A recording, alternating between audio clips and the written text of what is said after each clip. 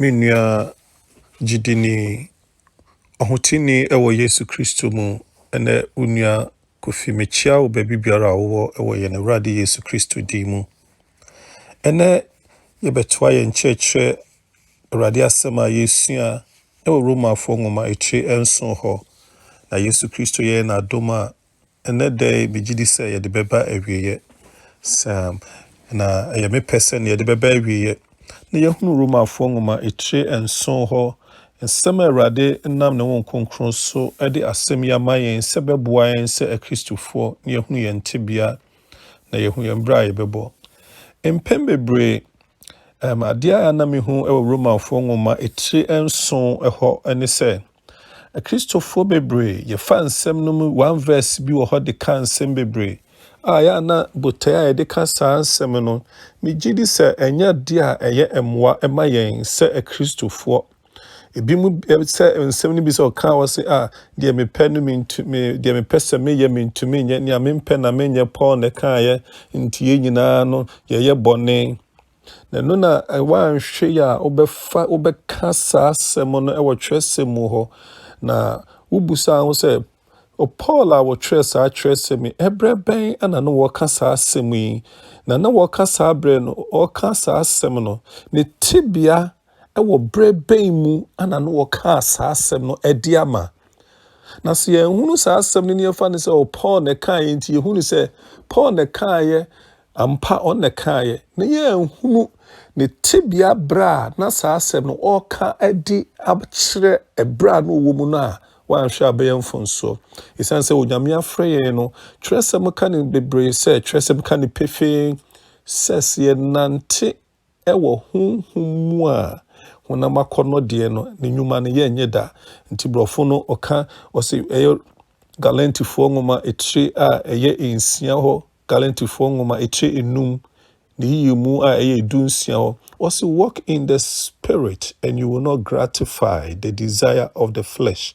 nti da yɛka ha na ebihu saa nnoma yi na ho hia me paa sɛ Kristofoɔ ɛnya saa nteaseɛ wei ɛsiane sɛ yɛanhwɛ yi a ɛbɛma yɛnam honam mmerɛyɛ so ayɛ sutie ayɛ ama honam akɔnnɔ no ade yɛn bɛkɔ bɔne mu a ɛnyɛ sɛ ɛba ne saa ɛsiane sɛ yɛnante ɛwɔ honhom mu a honam akɔnnɔ deɛ no yɛnyɛ ma no ɛsiane sɛ honhom no ɛbɛdi honam no so enti berɛ a mema mekasa ɛwa yi meka wɔ Nyame asɛm no ne yɛakyerɛ so ne yɛakyerɛ aseɛ sɛdeɛ Twerɛsɛm no ɛsiteɛ. Enti Romafoɔ nwoma etire a nson meka firi ne yi mu a ɛyɛ 14 ɛba abesi na wieɛ da wotwe mu no sɛ yɛkɔ Dare to the Law part 2 na yɛkyerɛ mu sɛ mmara no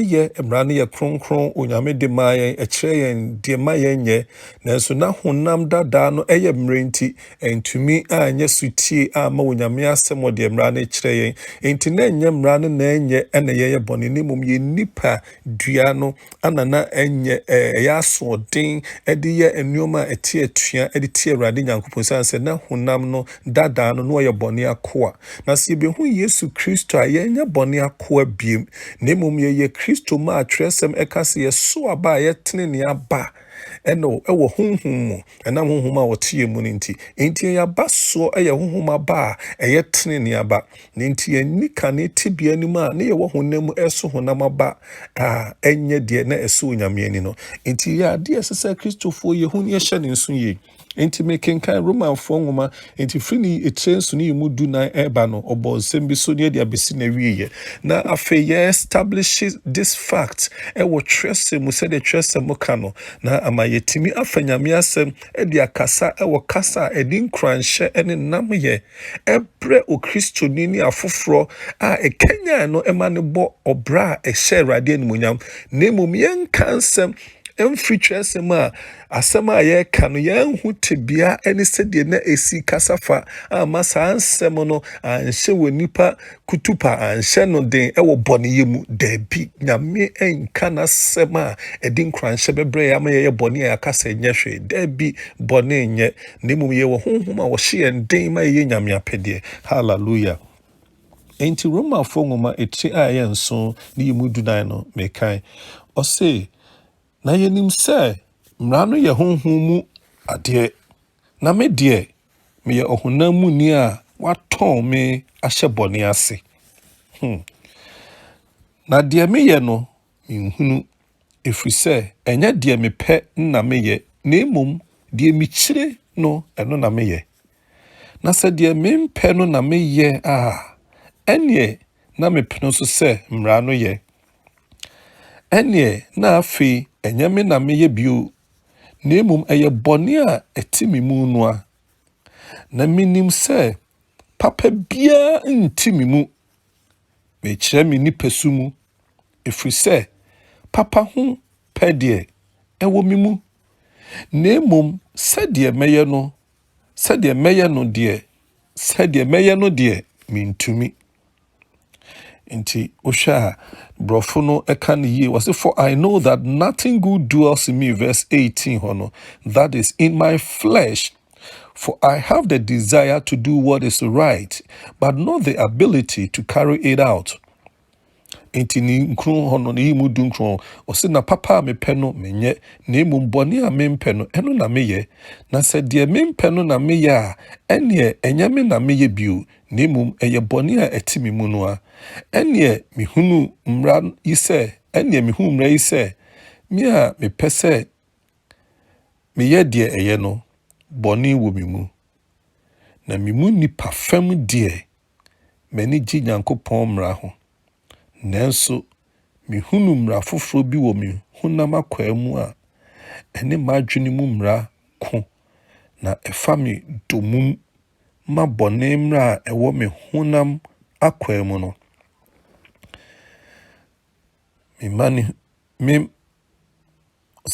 yi mu ɛyɛ 29. Mema ne hunufoɔ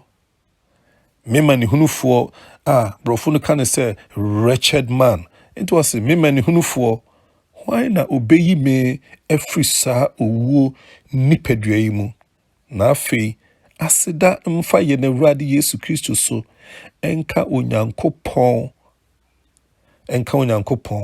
Ɛneɛ afei me a mede m'adwene mesom Nyankopɔn mmara na honam deɛ mede mesom bɔne mmara. Ma menka brɔfo no na ɛmfa ɛnamum ɛma yɛmmerɛ no mɛhwɛ sɛ yɛbɛdi soɔ ne yɛnkyɛ. Nanso ho hia menim sɛ brɔfo Bible baabi biara wotie no fa brɔfo no nso ne kae. Enti mekae brɔfo no nso ɔhare so. Wɔse for we know that the law is spiritual, but I am of flesh, sold under sin. For I do not understand my own actions, for I do not do what I want, but I do the very thing I hate. Now, entihane ne emusa sɛ ɔsomafoɔ Paul no ɔkasa atwerɛ sɛm a baabi ɔkasa deɛ mepɛ mentumi ɛnyɛ na deɛ mempɛ ana meyɛ a ɔka ne ha no. Nti emusa yɛ ho sɛ ɛbrɛ ne tibia ɛwɔ brɛ bɛyi mu ana no ɔkasa. Now, sɛ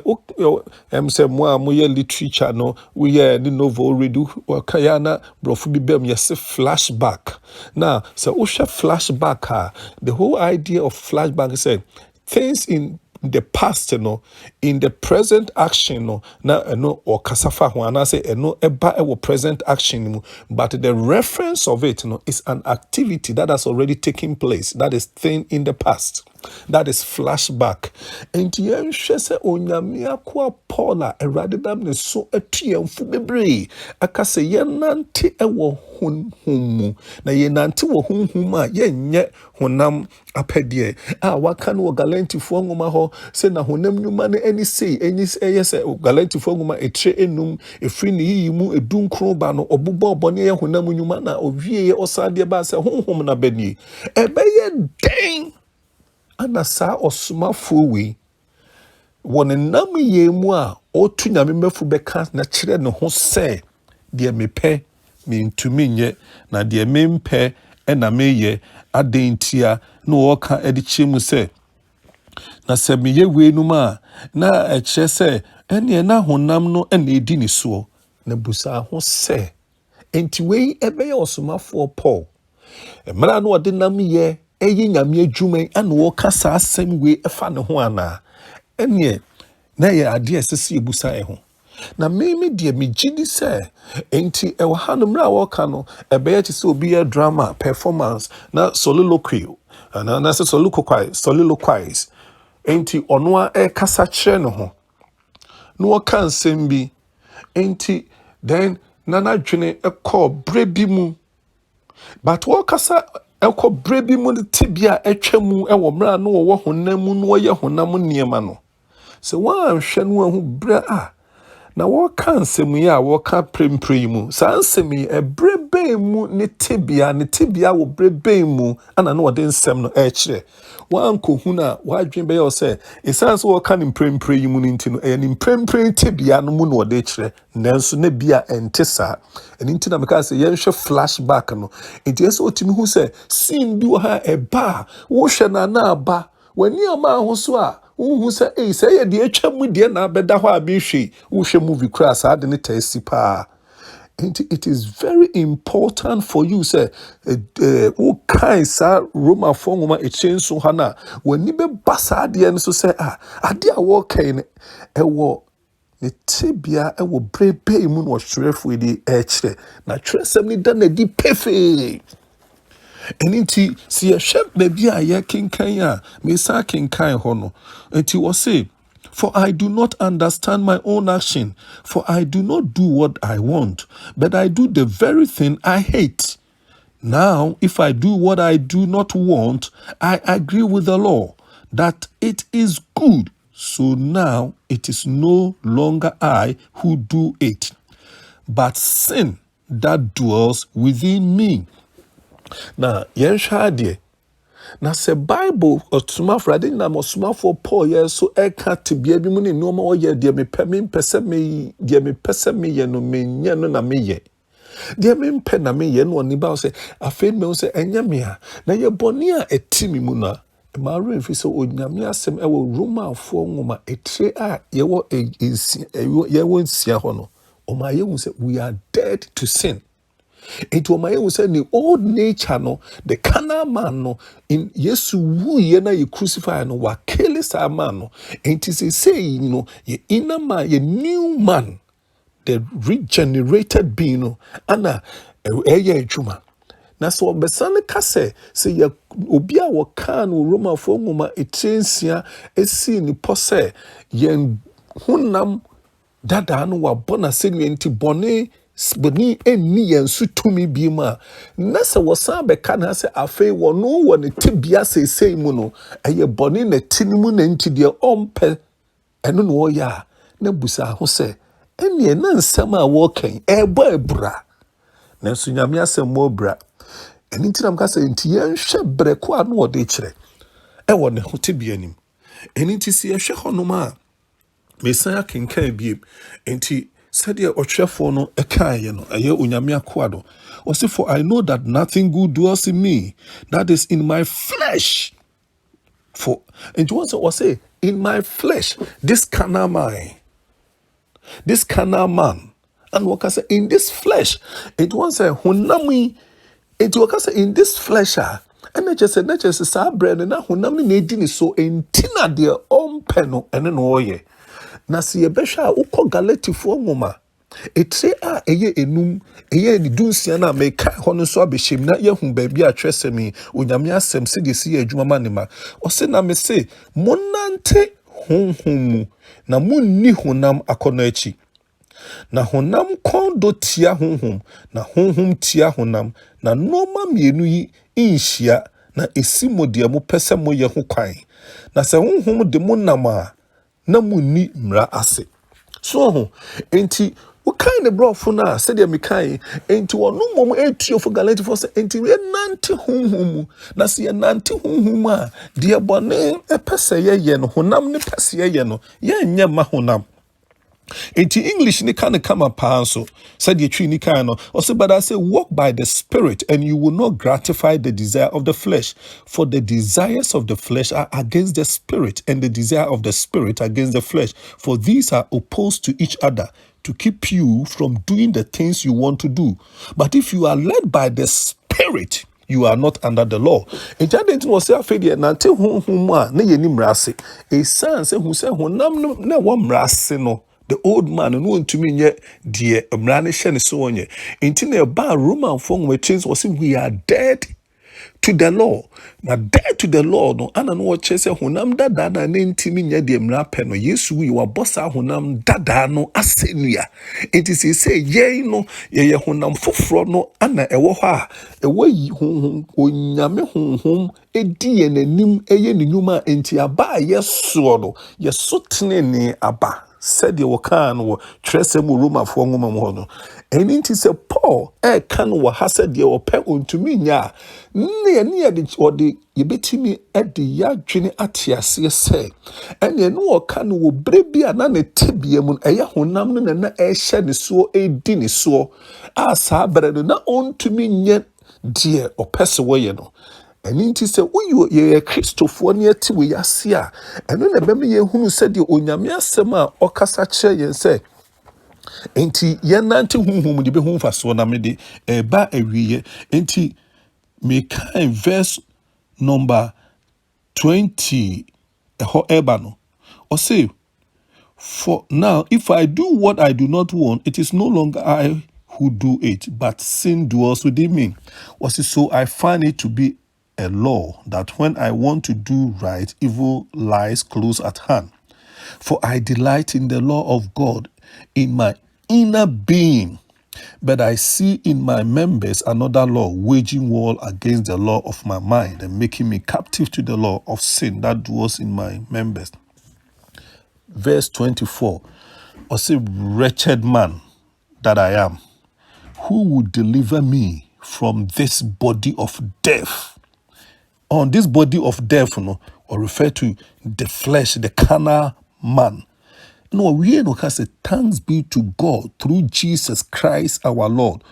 So then I myself serve the law of God with my mind. It will hear or say, Oba say,